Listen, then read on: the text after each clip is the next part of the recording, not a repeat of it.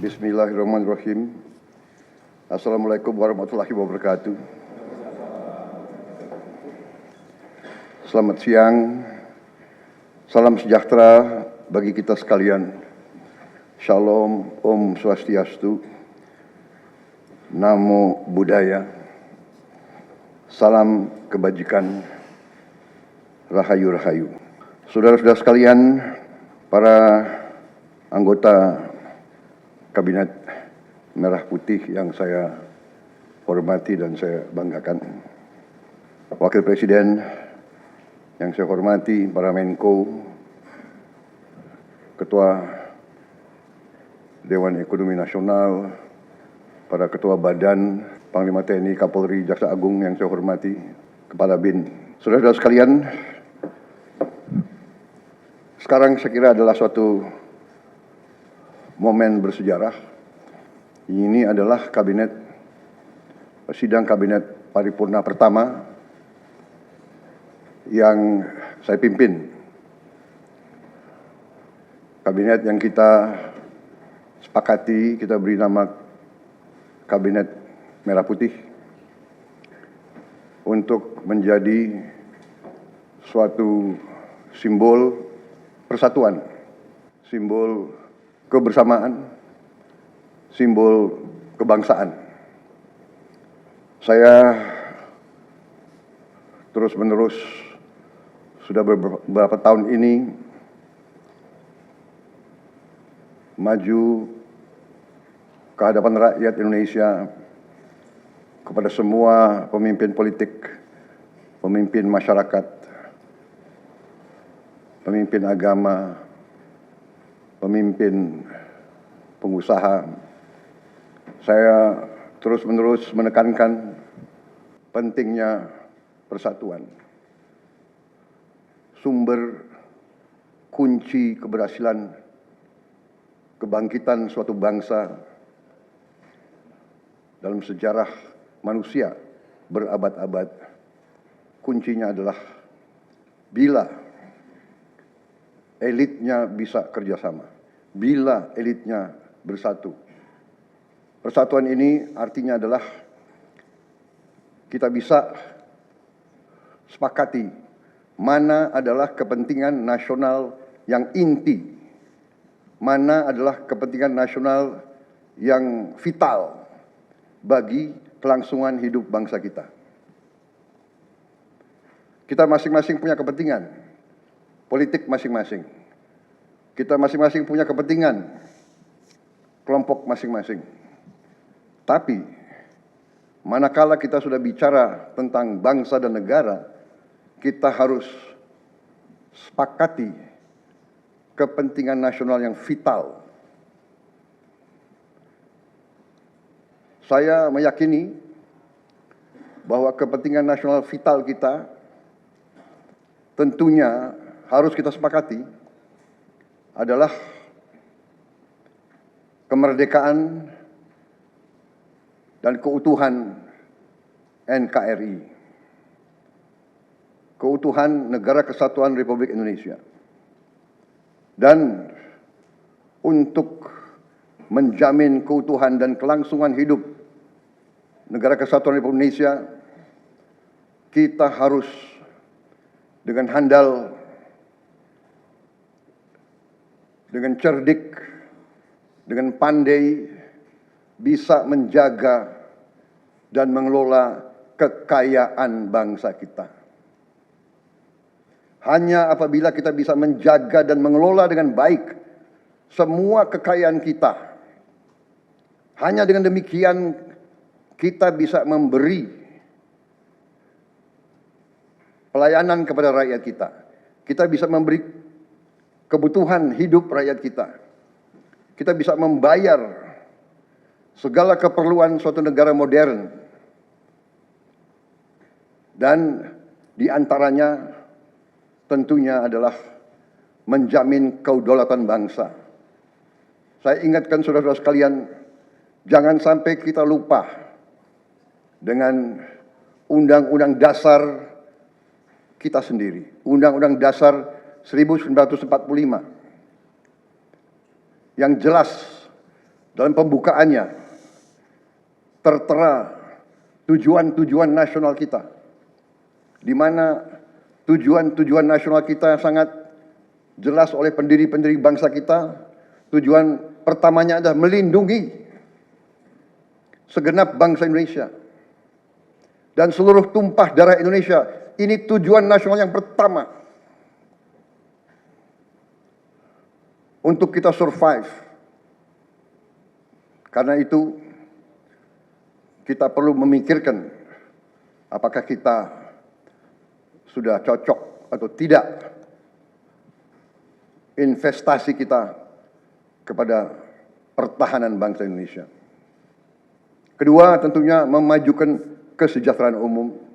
Saya katakan berkali-kali bahwa negara yang merdeka, rakyatnya harus merasakan kemerdekaan.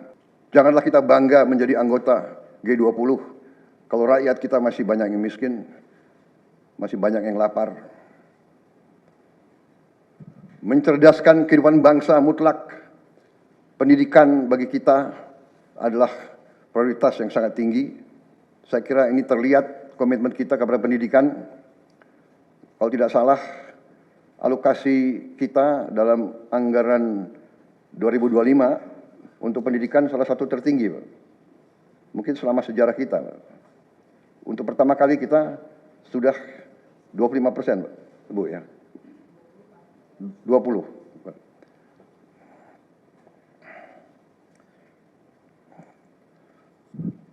Jadi masalah pendidikan sangat utama. Ya tentunya tujuan nasional keempat kita juga hadir dalam pergolakan ataupun interaksi dunia, di mana kita harus selalu membela kemerdekaan bangsa-bangsa. Dan karena itu, mau tidak mau Indonesia harus kuat. Saudara-saudara sekalian,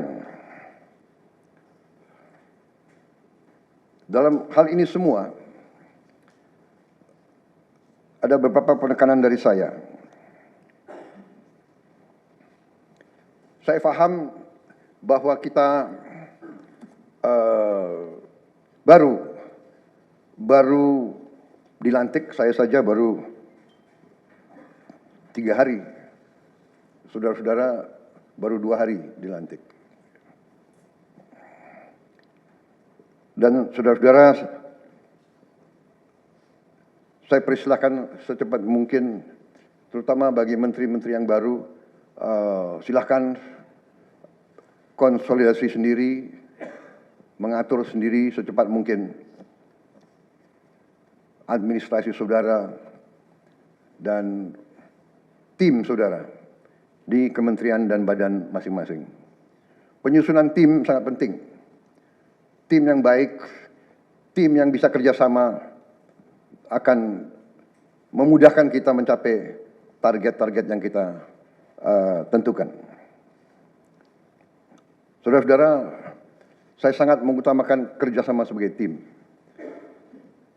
Untuk itu, dalam waktu dekat, saya akan mengajak saudara-saudara ke Magelang, di mana kita akan melaksanakan beberapa hari menambah pembekalan. Kemudian kita akan adakan koordinasi di tempat di Magelang, Jawa Tengah, di kawasan Akademi Militer. Hal itu saya nilai bahwa akan membawa banyak manfaat. Karena sesungguhnya lahirnya Republik kita memang proklamasi di Jakarta, tetapi ujian proklamasi berada di daerah-daerah di mana pejuang-pejuang kita melaksanakan perebutan kemerdekaan secara fisik. Dan daerah Magelang merupakan suatu sentra perlawanan kita terhadap penjajah. Mulai ratusan tahun dikenal sebagai daerah perjuangannya Pangeran Diponegoro. Di antara 5 gunung, itu saya kira cukup membawa suatu aura tradisi keberanian, tradisi heroisme, tradisi cinta tanah air. Saudara-saudara sekalian, jumlah anggota kabinet kita sebanyak 48 menteri. Juga ada badan-badan yang sangat strategis. Ini memang lebih banyak dari pemerintah sebelumnya. Jumlah ini saya sadari memang bisa dianggap tergolong besar. Tapi memang bangsa kita bangsa yang besar. Kita tidak dapat pungkiri bahwa kita negara keempat terbesar di dunia dari jumlah penduduk. Dari luas wilayah, kita luasnya sama dengan Eropa Barat. Di mana Eropa itu terdiri dari 27 negara. Kita satu negara. Mengelola Eropa itu membutuhkan 27 menteri keuangan, 27 menteri pertahanan, 27 menteri dalam negeri. Saudara-saudara, kita seluas Eropa. Saudara-saudara sekalian, kita juga memilih sistem politik demokratis. Kalau kita negara otoriter, mungkin kita cukup menjalankan semua dengan jumlah penduduk yang sedikit. Jadi saudara-saudara, ini tidak masalah. Yang penting kita bekerja dengan efisien. Yang penting kita tidak bekerja dengan seenaknya. Saya minta Menteri Keuangan, saya minta semua Menko, saya minta semua menteri telusuri lagi alokasi APBN. Pelajari lagi DIPA, pelajari lagi. Saya minta detail. Kegiatan-kegiatan yang terlalu seremonial, terlalu banyak seminar, terlalu banyak sarasehan, terlalu banyak konferensi, terlalu banyak perjalanan luar negeri, mohon dikurangi. Kita harus memberi contoh. Fokus kita adalah pembangunan ekonomi, kesejahteraan rakyat ke dalam. Jangan mengada-ada. Studi banding belajar pramuka ke negara lain. Ya. Saya minta efisien. Saudara-saudara, kalau saudara perhatikan dalam pemerintahan yang saya bentuk, saya perkuat kepala staf kepresidenan. Saya perkuat itu, saya ada tambah lagi badan pengendalian pembangunan dan investigasi khusus. Tugas mereka adalah memonitor semua program, semua proyek yang kita akan lancarkan. Saya juga membentuk suatu badan baru, Badan Percepatan Pengentasan Kemiskinan. Badan ini akan mempelajari, akan mengikuti semua program-program perlindungan sosial, semua program-program bantuan ke bagian golongan rakyat yang masih perlu bantuan, intervensi. Bukan saya ingin mencampuri pekerjaannya kementerian-kementerian, tidak. Tapi saya ingin membantu. Di mana ada bottleneck, di mana ada kesulitan, segera kita atasi. Marilah kita jujur mengakui bahwa birokrasi di kita sangat terkenal. Sangat terkenal ribetnya, sangat terkenal lambatnya. Bahkan ada pembicaraan oleh rakyat kita bahwa birokrasi pemerintah kita sering mempersulit, bukan mempermudah keperluan rakyat. Bahkan ada yang mengatakan kalau bisa dibikin sulit, kenapa dibikin mudah? Ya, ini saya minta menteri-menteri sekarang, mari kita lebih berani, mari kita lebih tidak ragu-ragu untuk memberi pelayanan yang terbaik kepada rakyat kita. Jangan ragu-ragu kalau saudara tidak puas dengan pejabat-pejabat di bawah Anda, laporkan, segera kita ganti. Begitu banyak orang yang mau mengabdi. Tidak ada orang di sini yang kebal, yang tidak patuh, tidak bekerja keras untuk bangsa dan negara dan rakyat. Saudara saya beri wewenang, copot segera. Suruh tinggal di rumah aja, daripada bikin susah kita. Saudara-saudara sekalian, saya kira dalam waktu dekat saudara-saudara akan segera menyiapkan program kerja saudara masing-masing. Saya beri kesempatan segera, dan sewaktu-waktu terus saya akan panggil koordinasi. Tadi pagi sebelum sidang kabinet saya sudah koordinasi sama beberapa menteri, dengan Jaksa Agung, dengan BPKP, dan besok pun kita akan lanjutkan. Ada beberapa pengarahan dari saya, Menteri Bappenas, pastikan semua program dan kegiatan di semua kementerian lembaga mempunyai kontribusi yang signifikan, terukur, dan saling bersinergi. Pelajari kembali semua proyek. Jangan ada proyek yang mercusuar. Semua ditujukan kepada yang saya sampaikan pada pidato saya di depan Majelis Permusyawaratan Rakyat pada hari pelantikan saya. Kita harus swasembada pangan. Itu prioritas dasar karena situasi global. Perang besar bisa pecah setiap saat. Kita harus jamin kemampuan kita memberi makan rakyat kita sendiri. Swasembada energi mutlak. Kita bersyukur kita punya sumber alam yang sangat besar. Kita sekarang tidak boleh ragu-ragu memanfaatkannya sebaik-baiknya. Hilirisasi kunci daripada kemakmuran.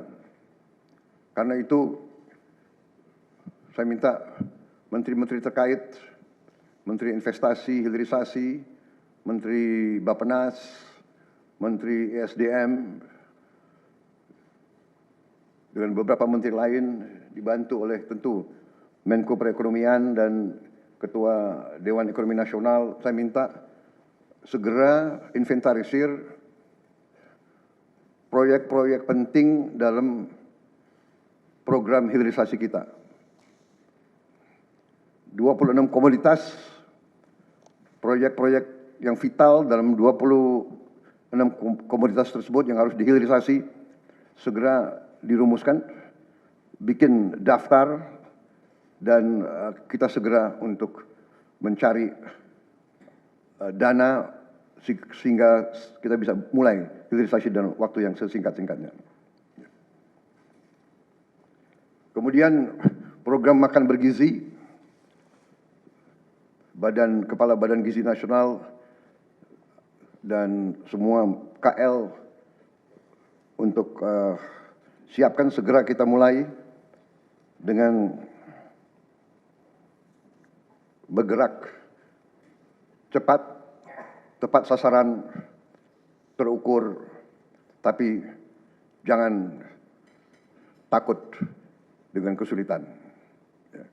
Saya masih mendengar beberapa tokoh meragukan kemampuan kita untuk laksanakan itu. Saya tidak katakan bahwa ini bisa selesai dalam 1 minggu, 2 minggu, atau 3 bulan. Tidak ada di antara kita yang punya tongkat Nabi Sulaiman. Tapi kita bisa berhitung, kita bisa mengelola, kita bisa alokasi dana, kita bisa kerahkan sumber daya. Dan kita akan mencapai target yang kita tentukan. Saya hakul yakin, saya pertaruhkan kepemimpinan saya. Bagi saya, makan bergizi untuk anak-anak dan ibu hamil ini adalah strategik. Yang tidak mendukung hal ini, silakan keluar dari pemerintah yang saya pimpin. Kita satu tim, harus yakin semuanya. Ini bagian daripada rencana kebangkitan bangsa Indonesia. Dan sesudah itu, tentunya yang saya katakan pendidikan sangat mutlak. Saya sudah panggil Menteri Pendidikan Tinggi, Sains dan Teknologi dan Menteri Pendidikan Dasar Menengah. Kita sudah mempunyai gambaran besar bagaimana kita segera akan menyentuh semua anak-anak kita. Kita akan gunakan teknologi untuk mempercepat membawa pendidikan kepada anak-anak kita. Dan ini sesudah itu tentunya kesehatan juga penting. Demokratisasi yang paling cepat, yang paling dirasakan oleh rakyat adalah pendidikan dan kesehatan. Kalau kita bisa memberi pendidikan yang terbaik untuk anak-anak kita, kesehatan yang memadai untuk seluruh rakyat kita, itu adalah demokrasi yang sebenarnya. Saudara-saudara. Menteri Kesehatan, teruskan reformasi kesehatan, atasi kekurangan dokter dan tenaga kesehatan. Kita punya program khusus, nanti kita bahas tersendiri. Ini semua harus ditopang oleh pertahanan yang kuat, penegakan hukum yang tidak ragu-ragu. Saya minta Jaksa Agung, Kapolri, BPKP, Badan Intelijen Negara, fokus ancaman yang berat bagi kita, judi online, narkoba, penyelundupan, penyelewengan, korupsi, kebocoran. Hanya dengan penegakan hukum yang tegas dan intelligence yang baik, bukti-bukti yang kuat, bisa kita segera mitigasi hal ini semua.